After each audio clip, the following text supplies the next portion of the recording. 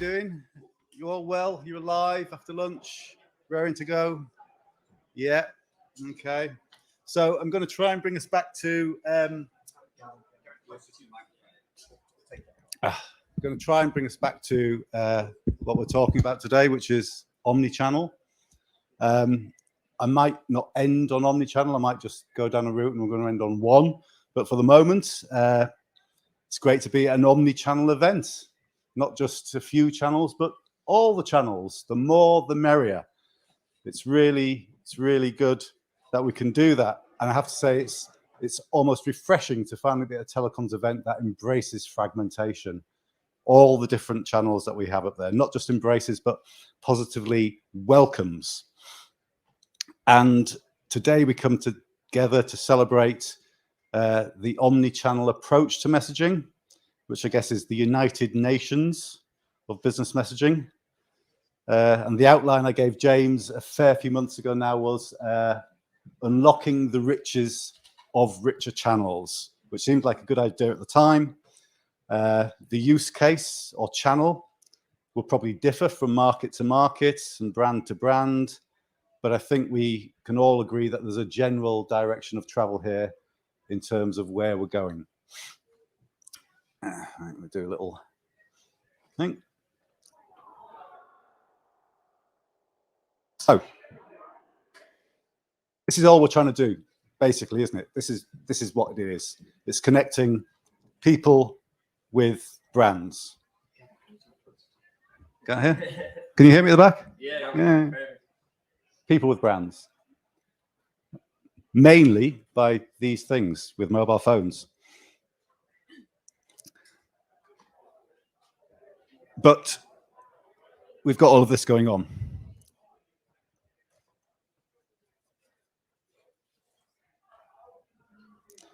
So you could view this and you could think this is maybe a fragmented market, something that's normally seen as broken, that needs to be fixed. Or you might take a more optimistic view and say this is a patchwork quilt. You know, it's lots of different pieces coming together. It's maybe not a high tog duvet, but it'll do on a cold night. Or you could take the more optimistic view that this is an omni-channel approach, that there are different dynamics at play, that people behave differently or use different devices, different apps, different ways, what their preferences are, something more omnipresent, something more omni-channel, which isn't that different channels coming together by definition, but all channels from completely different industries as well, and different focus areas, from the world of telecoms, from marketing, from customer service, with traditional direct marketers, with email. You've got voice-centric world, got social media, and the mobile messaging world, which is basically the mobile carriers, until we have the OTT step in. And it's the mobile operators that I think have the most to gain from what's happening with rich messaging, but also, the most to lose. They've got the most to protect. So there's no getting around it. We've got lots and lots and lots of channels. Lots of different channels. And we are the Mobile Ecosystem Forum, so I'm going to concentrate mainly on the mobile messaging side as we go forward. But if you're an aggregator or a messaging provider, you probably already offer many of these channels. So you are the, the multi-channel view of the world. Congratulations. If you're maybe a brand, you're still not doing everything. You're maybe thinking how to patch the quilt together, how to get there, and finding out how best to get the offer into the market. So looking at consumers, which are the other part of our business, we've got technologies and we've got services and we've got apps and we've got channels. We've also got people who want to communicate with brands in a certain way. So this is from our consumer trust survey that we run every year, looking at all the different channels. How do you prefer to communicate on mobile with companies. So 8,500 consumers, 13 different markets, and we'll leave some jeopardy. So we'll move from right to left. I'm not going to look at the left bit yet. So you can see this is how mainly people want to communicate. They want to communicate with companies on their mobile phones. They can see there's certain individual markets might be at play here. We've got QQ, we've got WeChat, Line, Viber, Skype, Snapchat, MMS, slowly going up. We've mainly got the OTTs here until you get to the end. We've got phone calls, WhatsApp, SMS, and email. 48% of people still want to communicate with brands via email. SMS, 28%. WhatsApp, 26%. Phone calls, 23%. Now, I've highlighted the three on the left here, email, SMS, and phone calls, because they're basically the legacy systems. They're how most people and most brands still communicate. But there's another cracked mirror that we have to look into. So the bars here are different age groups. We've got 16 to 34, sort of brownie one, 35 to 44, and the over 45s. And you can see that on those legacy channels, we've got email and texting and phone calls. It's progressively an older dynamic, an older demographic who want to use those channels. When you move down to the OTTs, it's progressively a younger demographic. Mobile. So take out email and phone calls, and you can see there are two big hitters globally that we're looking at here in terms of mobile messaging. Preference, this is what consumers want to use. Text and WhatsApp. Then you go down to the OTTs. And you can see with WhatsApp, you could even say that the middle age, shall we call them, prefer or would prefer to communicate with WhatsApp than with SMS. And that's just ages. Then we can move on to another fragmented mirror, which is what they want as to what's actually happening. So people want WhatsApp, the text about the same. This is a difference in what they're getting. We've got 741 billion messages today still being delivered over text. Meta's three key results, 600 million chats per day. That's chats, and that's over all their platforms. That's Instagram and WhatsApp and Messenger. 600 million chats. Now that's chats, so there might be 2, 3, 4, 5, 6, 7 messages in a chat, which will move that up. But there's still a big gap between what's being delivered and what people want. Countries. So different countries want different things. So we've seen globally what people want, then we can go down to the country levels. So WhatsApp is top 3 in 10 of the 13 countries that were surveyed. You can see here, number 1 in 6 of them. SMS is in all of them, obviously. Number 1 in 5. It's always number 2 if it's not number 1. Then we've got other little things that pop up as well. We've got Telegram in Italy, Instagram in a few markets. iMessage in the US was quite interesting. Mention here for India, RCS came in at 19%. Interesting. Where WhatsApp is number 1, there's a 21-point gap to second place.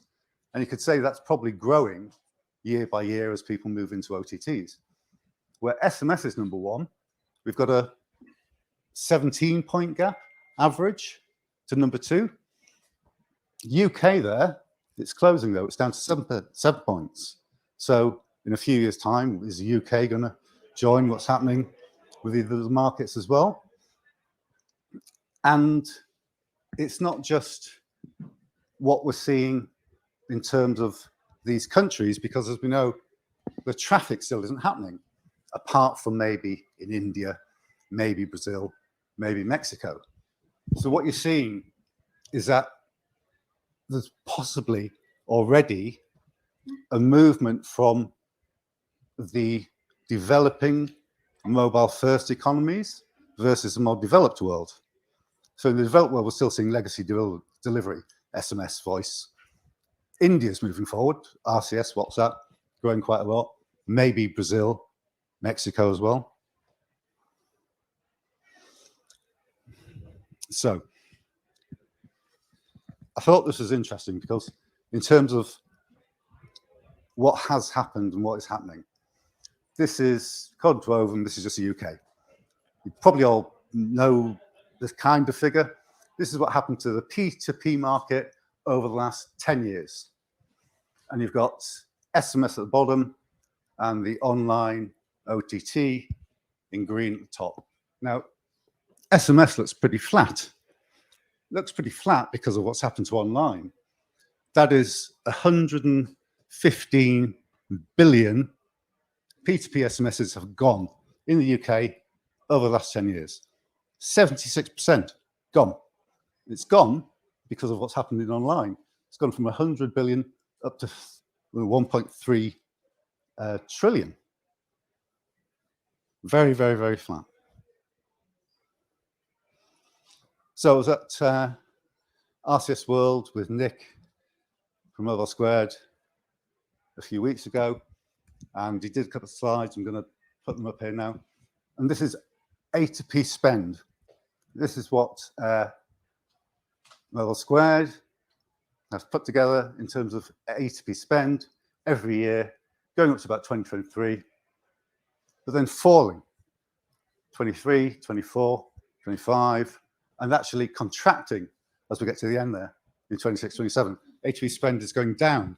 And you could argue that the 22 and 23, post-COVID, is driven by AIT, AGT, and that legitimate spend and traffic is maybe already falling. So this is where we are. If we look at A2P SMS and the rich spend. Here, 2023, looking to 2024, it's kind of plateauing. SMS is plateauing, rich is taking off. And look at the end in 2027, we've got approximately 70% spend on online.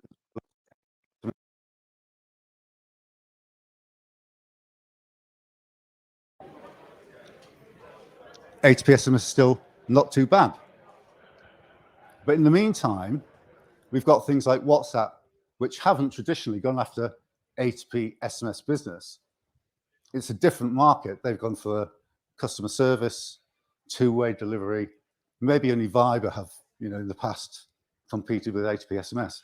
With OTPs, I think about 90% of international traffic is OTPs, about 10% of domestic, altogether about a third of A2P SMS is OTPs. So if you think from 2024 onwards, if you're losing a third of that, if that was turning the magenta colour at the top, A2P SMS isn't plateauing, it's actually collapsing, it's falling. Now that might be in some markets where WhatsApp is cheaper than A2P SMS, not all markets, but even if you just put India, Brazil, Mexico, some African markets in there, it's a big drop. We're seeing a change in how people will be using messaging and what is happening to A2P SMS. So, go back. Remember that figure at the top there, 70% A2P SMS in 2027, online to A2P SMS. Going back 10 years on what was happening with P2P, that's kind of where we were. 10 years ago, it was about 70%. Online was about 70% of A2P SMS, which means if things move forward, as they were, at the end of this decade, we could be here.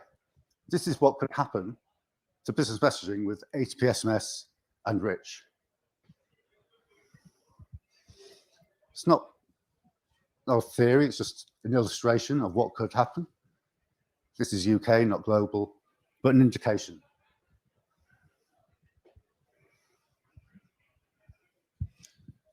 This is where we are now. I couldn't even fit A2P SMS on here. It's too high. 35 billion, something like that. Online spend in messaging. The bottom, got RBM in the blue. RBM's proliferating. Is it really? It is in some markets. We're seeing good traction in India. The operators are coming together in Germany, in France, Spain, UK. 6 markets, 7 markets. How many markets are in the world? Vibe at the top. It's doing okay as well. The big growth is in WhatsApp. You can see over there, HPSMS, 37 billion, still about 97% of the total business messaging.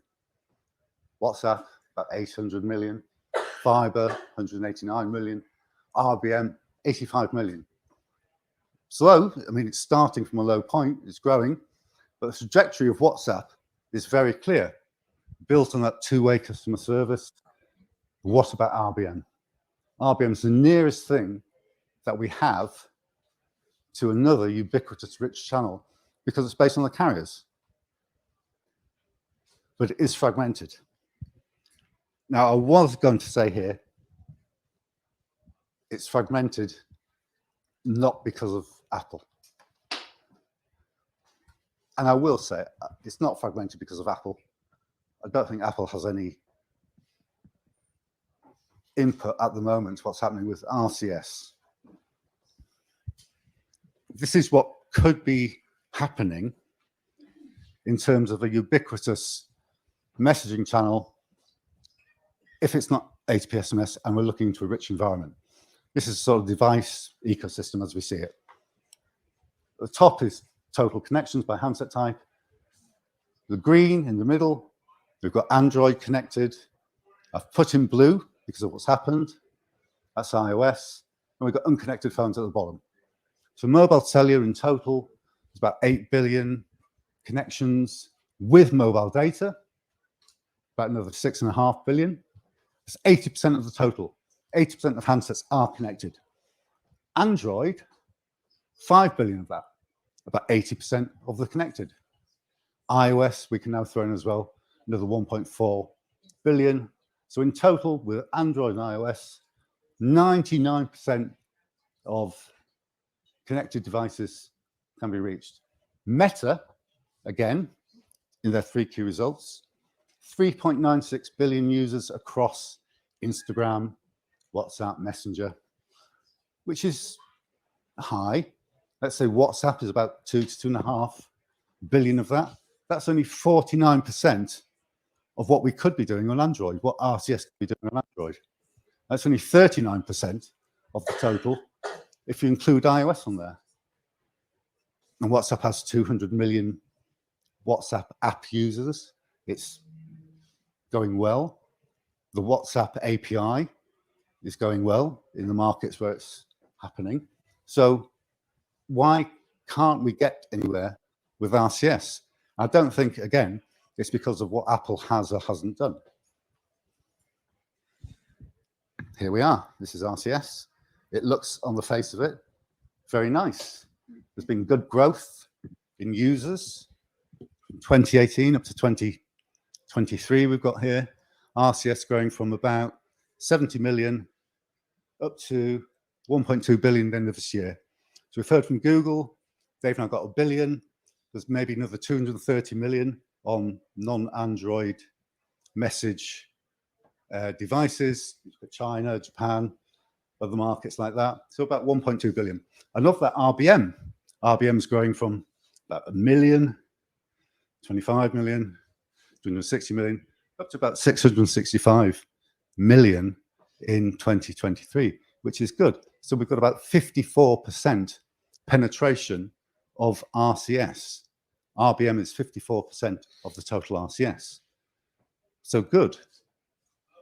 Yeah, I mean, that's quite good. It's good reach.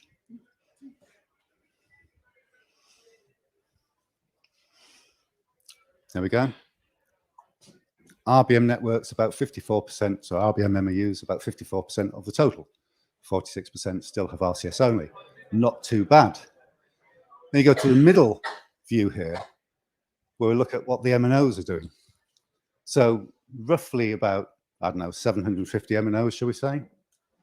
So as of June this year, when we're looking at what was available, I think it was 110 networks where RBM was available, not working, available. So 750 networks, 640 still doing nothing. There's a few there, about 9%. They've got something in, but they still haven't done anything with regards to launching RBM. They're still just on RCS. The rest of them, 76%, are just being guested at the moment. So why haven't the mobile operators moved? Why haven't they done anything, given what's happening to the A2P SMS traffic? Because surely they've got a lot to protect, to lose, if they don't enable some sort of rich ecosystem within their networks. And yeah, traffic. So I think Google was saying there's about 3 billion messages per month on RBM at the minute. That's messages, that's not necessarily monetized. And you can extrapolate up to the whole market, the non-Android message side of RBM. It's still just 1.7% of the total A2P SMS volume. You look at monetized traffic is about 0.2% of A2P SMS. So we talk about all of this development with rich services and where the market's going, but it's still A2P SMS. This is the majority of the business. This is why that channel that we talk about with the omnichannel approach, there are a few things that people still rely on. That might be fallback, it might be, whatever.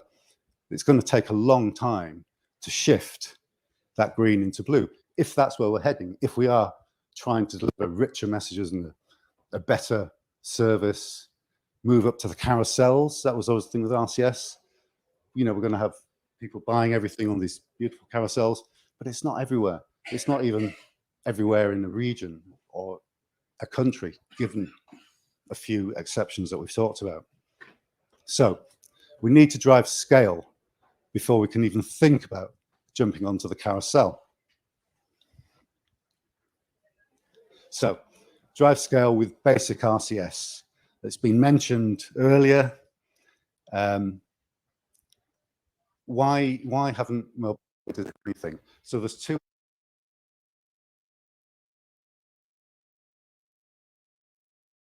in a country. They roll out RCS. They start enabling RBM. Brands start thinking, oh, that's good. We can use that. That would be a nice thing to have. And they start moving business over. Or you've got the situation where 85% of MNOs haven't done anything at all. And they're waiting to see for RBM works. We're not going to do anything until we see it works. Brands aren't coming to us, so why should we do anything? We're not going to spend money. We've got to wait and see. So you can drive scale. And you drive scale with basic RCS. If you don't know what basic RCS is, this is it. It's basically the same as SMS. It's brand verified. Get a nice little link. It's A2P SMS with a rich cherry on top. So over 10 years ago, since Orange Spain first launched the first RCS network, and despite everything that we've heard at all these events about the greater reach, the greater conversion, everything that you get from a rich message platform, whether it's RCS or something else, still most haven't done anything. So RBM has been frustrated by a number of things, but the slow development and communication of a simple and coherent business model has got to be one, because for so long we were bogged down in these arguments about what a session is. Is it time-based? Is it volume-based? How big is the volume? When does the time start? Is it a day? Is it, and this went on and on and on. And a lot of operators didn't listen. They didn't do anything. Meanwhile, 99% of customer support, chatbot interactions, I think 2022. This was from Infobip's marketing trends.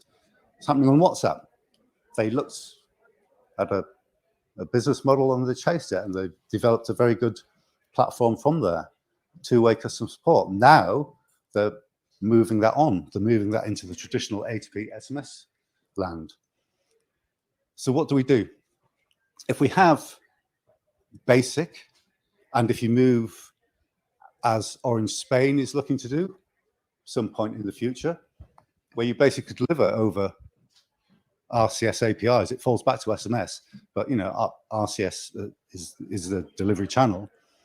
It doesn't make any difference to you or I if we're getting it on our Android phone in RCS, or maybe even on our Apple phone on RCS, or if it falls back to SMS. But you've got to drive that ecosystem. So why wouldn't you? Well, you might think, well, what's the point? A2P SMS cost me this. RCS cost me the same thing. I'm not making any different money. You know, why move? Well,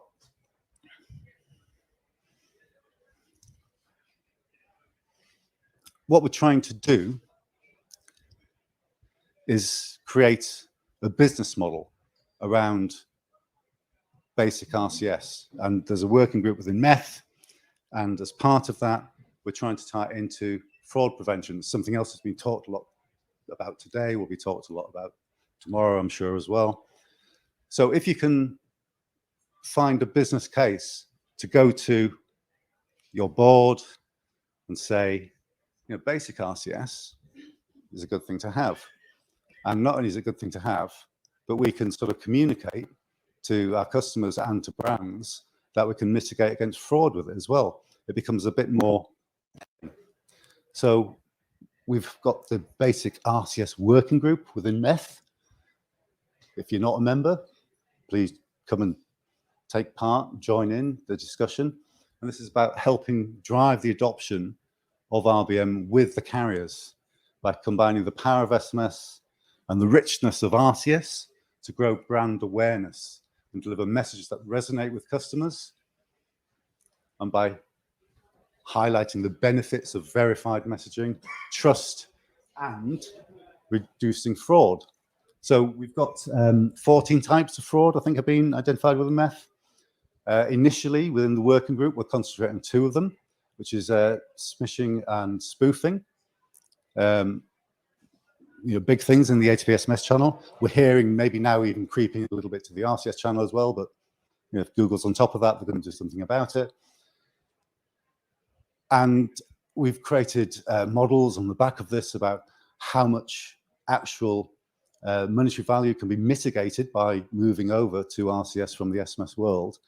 And the next step is moving into the other 12 fraud types that we haven't even sort of tried yet. That's going to be the next step. And it's all part of the working group. It's not a sort of set thing that we've finished with 2 and that's it. We'll move on to the other 12. But you know, it's billions of dollars, as you heard this morning. I think Dario was saying about 45 billions worth of fraud in the A2P SMS channel. You know, these alone, I think we, you know, address quite a lot of them.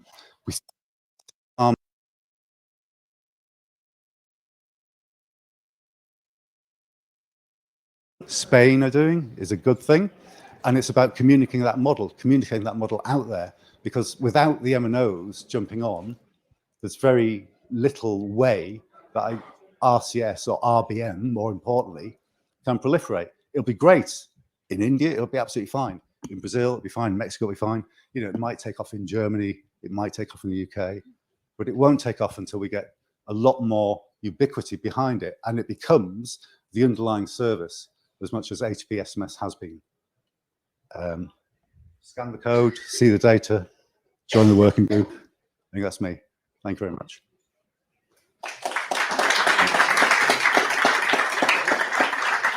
Hello, any questions from the audience? We got one in the back. Okay, just one question. Nice. Hi, sorry, quick one. You had some graphs showing what channels consumers prefer to be reached by. Do you think, obviously WhatsApp and SMS were the highest and iMessage and Android message were lower down. Do you think the standard consumer realizes that they're receiving RCS or iMessage the same way they receive an SMS just into their phone? Because for me as a consumer, I wouldn't know to vote for that because I would be confused by it. Yeah, I mean that could be that. I mean, it's a good point. That could be one of the reasons why RCS is so small, because a lot of people won't know about it. So you know they're not aware they're using it. They're not aware it's a delivery mechanism, so they're not choosing it. So how do you change that? Well, it's got to be more ubiquitous. It's got to be available to all. And I mean, is it a branding thing? Is RCS a technology term? You know, does it need a brand? Does it need like a Snapchat or WhatsApp or whatever? Or you know, I don't know where RCS is going to go in terms of branding, but you know, maybe if it wasn't viewed as a rich communication service, which is something that is built from you know, GSMA and coming to the standards, and it had something a bit more snappy, might be different. I don't know, but I mean, I think that's true. People maybe don't know they have it. They don't know it's there. They haven't registered for it. They haven't been told that it's happening. Perfect. Okay, round of applause, please.